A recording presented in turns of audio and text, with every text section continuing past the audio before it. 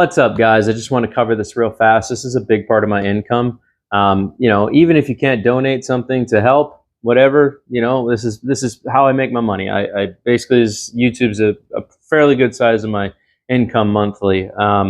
If you can't donate or you don't want to, that's fine. Feel free to smash the like button, hit the subscribe button, all that good stuff. But if I kept you from spending hundreds or $1,000 easy at a shop, consider me. You know what I'm saying? It takes time to make these videos. I love giving free information, but it also feels good to have my back scratched too. You know what I'm saying? So everything you need to know is in the link below. Also in the comment section, you'll find all my information in the pinned comments. And I hope I help you guys out. You can help me out. Let's get started. Alrighty guys, let me introduce you to the new project. So, got a 2001 V-Star 650, 19,000 miles, parked in 2017. It's been like this ever since. Dirty.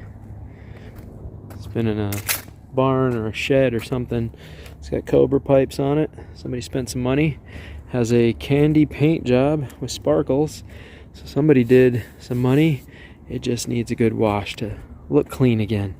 So I think I'm gonna do that, and then we're gonna dabble into the pipes and stuff. But as you can see, last time it was on the road was 2017, so I'm hoping this tank is recoverable. I'm not gonna know until I pull the tank. And the clutch is working. Clutch is definitely working, and this brake is shot, so the plunger is gonna need to be replaced. And I'm not quite sure what's going on here. This was some kind of light. I don't know what this was originally attached to. I'll have to figure that out. But everything else seems to be intact. Just needs a really good cleaning. And then we're going to tackle the carbs, because I'm pretty sure they are just trashed. And I'm going to go ahead and assume that the gas was left in this tank. Sounds empty, but I'm pretty sure that there was moisture and fuel left in this tank. So, but she's got 19,279 miles, so not even 20,000 miles on the bike. And so I'm going to hook it up to some power and see what happens. We're going to see if we get this beast to even do anything. So first I need to track down the battery, which I'm hoping is under the seat or under the side panel here. And we'll see if we can even get power going to this thing. That'll be a good sign if I can get some power going to it. Got the keys and a clean title.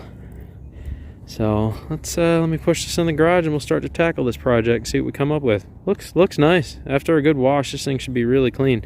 And I don't even think I'm gonna wash it until it's completely done and running. Well, then I'll take it straight down to the car wash and just power wash it and clean it on spot instead of doing it at my house, because that'll just be a big annoyance for no reason when I can just take it somewhere and do it. So we'll do that. Let's get it running first and see what's going on.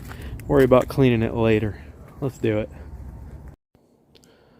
Oh yeah, after a little bit of work, I finally managed to get that prong to let loose with all that corrosion on there with the key. So I managed to save this, but if you look inside the tank, it is quite rusty inside there. So I'm gonna have to pull the tank, see how much flake rust is in there, and see if it's gonna be worth giving it a CLR bath or if I'm just gonna be wasting my time.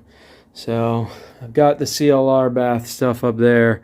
So if I have to, I'll give it a CLR bath, and then we'll clean the tank out real good. But I'm going to have to top it off with CLR all the way up to the top. Shake it, and then we're going to have to really clean this thing out with water. And then WD-40 the inside to keep it from flash rusting. So, but I got it off. That's a huge plus, which means if I have to buy another tank, I don't have to do lid swapping. Now that I've got this off, I can clean it properly so this thing will work again, and I can still keep the original key in case I have to change the tank out. But that's a big plus. Tank is now off, or the lid is now off, and I can see if I can recover the tank, or if it's even going to be worth chasing, or if I can find a decent tank. I want to keep this tank because this one has the custom paint job.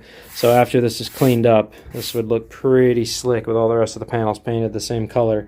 Obviously, this candy apple, the sparkly paint job that is everywhere. But we'll see.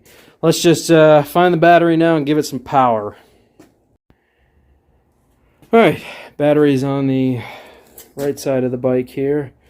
Got it connected to that one, which is still a good battery. So if this works through the jumpers, I'll just swap the battery because that was the one that came out of this, and that battery was still good. And I'll have no problems cranking up this bike, but let's see if we get power. Let's see what happens. Let's see if this bike is going to power up at all. Hey, we got headlights. Nice. We got neutral lights. Sweet. That is a good sign. Definitely a good sign. I don't know if this has a clutch safety switch, but I'm going to pull it anyways. It does, but it's giving me some kind of warning. What's the warning about? It's giving me some kind of...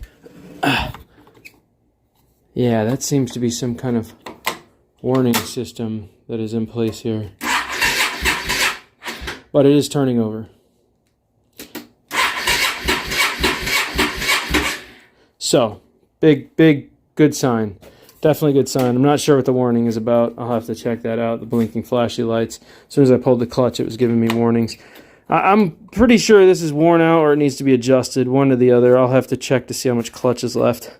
But I did get it to go in neutral and gear and stuff, but it seems like that clutch is very low. I don't know how much ride time it had, but it is turning over. It sounds like it's got a ton of compression, and that battery is working for this bike. So we've moved leaps and bounds really quickly. Next, I'm going to check for spark, make sure it has spark.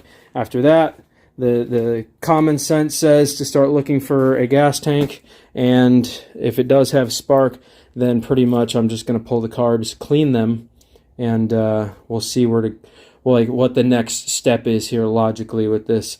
I'm going to have to order a brake handle for this, but first I want to make sure it has spark before I pour any kind of real money into it.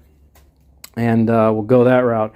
So far, so good. I mean, it's looking like this is going to work well. The fact that I can turn the key on and off, we have power, the engine's turning over, the safety switch is working. I mean, these are all good, solid, positive things. Matter of fact, I can check for spark right now. Let me pull this off. We'll just pop a spark plug in the end of this real quick. And oops, I don't know if I have one with a tip on it. I don't think I do. No, I don't have one with a tip. I'll have to check up here and see if I've got one somewhere. All right, well, anyways, we're leaps and bounds really quickly. That's a big positive. I'm happy with those results already. So, yes, looking like it's going to be a great project and fun to get on the road again.